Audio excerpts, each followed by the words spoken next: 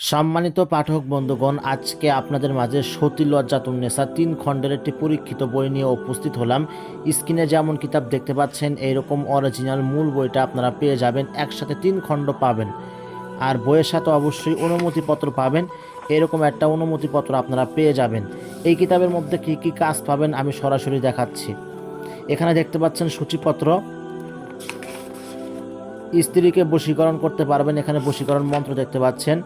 মাত্র 1 ঘন্টায় বশীকরণ করতে পারবেন। পুরুষ বশীকরণ করার মন্ত্র পাবেন।